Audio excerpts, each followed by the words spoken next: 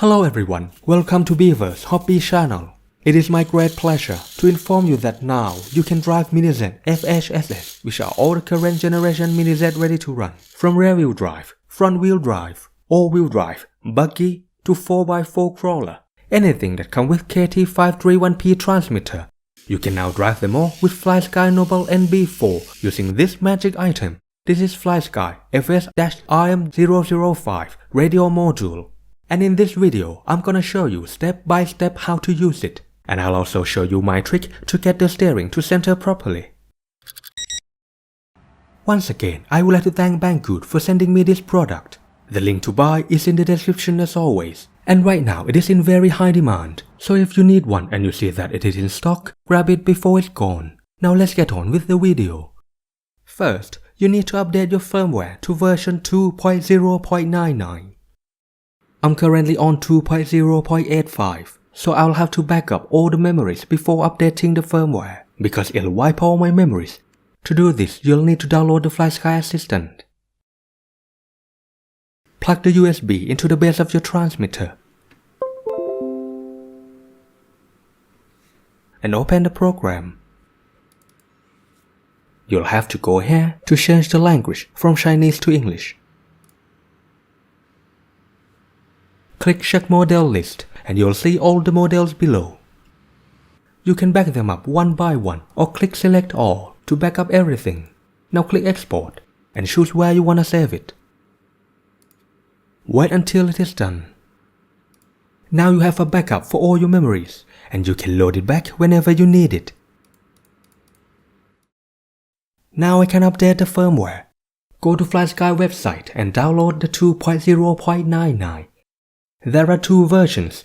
The FCC one has longer range than the standard version, but also consumes a little bit more power, so I'm gonna go with the standard one. There's only updater for Windows, so if you use Mac or Linux, well, use a virtual machine I suppose. Now with the USB plugged in, at the transmitter, go to System, and select Firmware Update.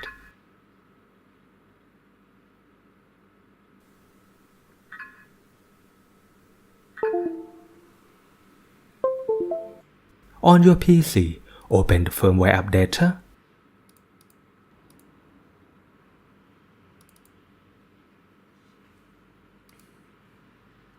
and click Update. This will take a few minutes.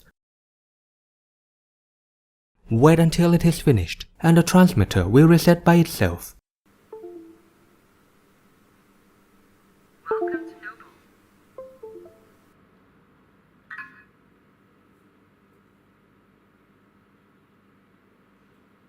And that's it. Now you have 2.0.99 ready to put the module in. If you want your memory back, open the Flysky Assistant and load it back to your transmitter. I'm taking this opportunity to reorganize my model memories and import only what I'm using. If you import it one by one like this, you'll have to select where you want it to go, what you want to import, and then click Import.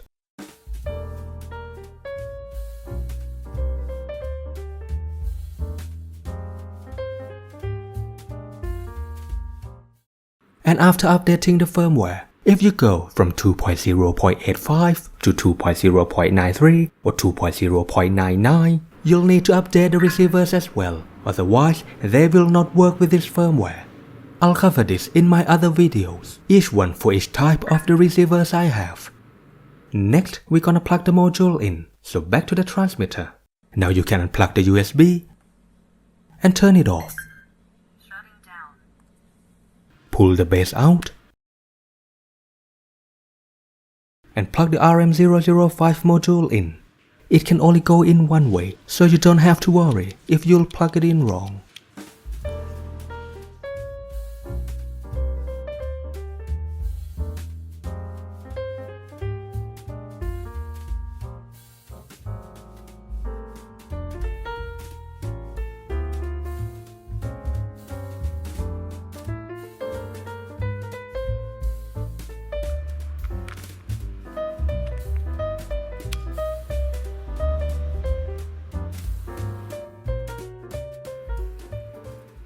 Next, I'm gonna show you how to bind it to a MiniZ FHSS.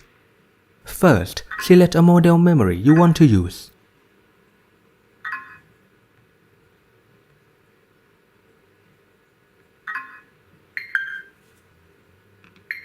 Now, go to radio frequency setup, RF standard, and select MiniZ FHSS.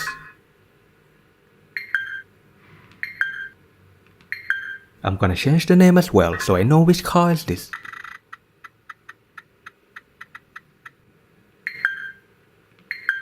Now go to the car, hold the buy button and turn the car on. On the transmitter, go to RX set and click bind set. The light on the car will go from blinking rapidly to slowly. This means the binding is complete. Now you can press the back button on the transmitter. And it is done. Now you can fine-tune your settings however you like. But before all that, I recommend you to reset the neutral position. Basically, you'll need to reset the steering after you change the transmitter. Here's my trick to get it going straight on zero trim. First, trim the car until it goes straight.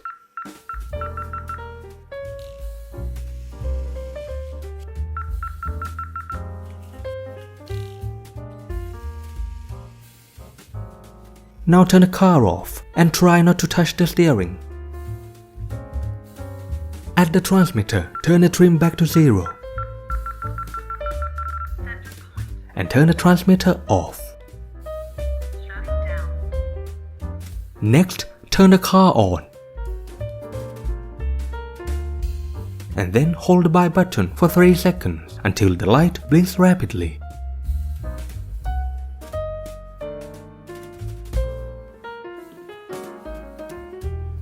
Now turn the transmitter on.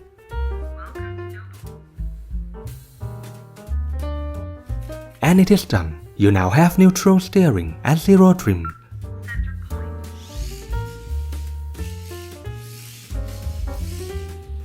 Next, I recommend you to adjust the endpoints so you have equal steering to both left and right. The best way to do this is just to run the car, turn to each side, and then adjust the EPA so you have equal steering. No need to worry if the left and the right don't have the same value. All that matters is that you have equal steering, and that's all the essential covered. Let's see how it feels to drive.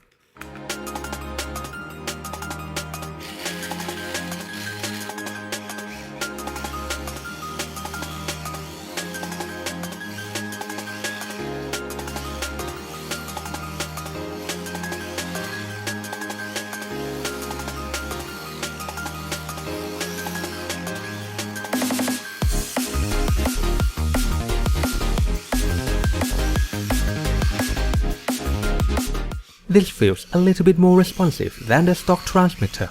I think we should check the response time. Let's see the original first.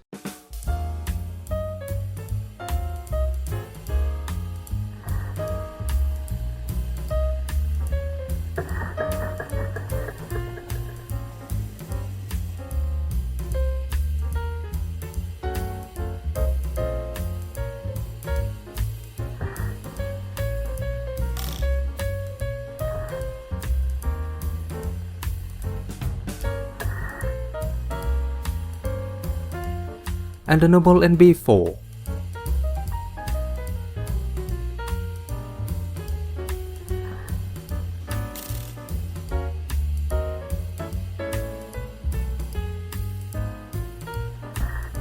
And there it is. It is indeed faster. This is fantastic.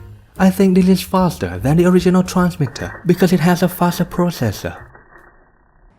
And that's how you use Flysky Noble NB4 to drive a MiniZ FHSS. This is obviously way better than using the stock transmitter. Now I can adjust every little detail to control the car. This is also better, cheaper and easier to find than the Synchro KT432PT as well.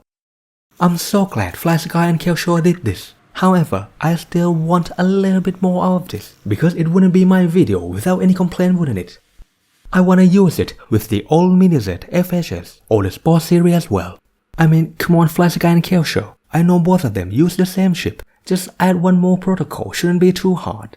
Or it would be even better if they can add backward compatibility for FHDS and FHDS2A protocols. If they do this, it'll add a lot more value to this dongle.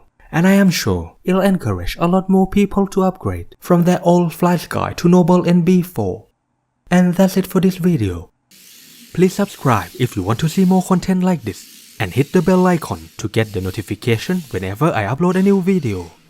You can follow me on Facebook or social media for quick updates, written reviews, news, and see what I'm doing between videos.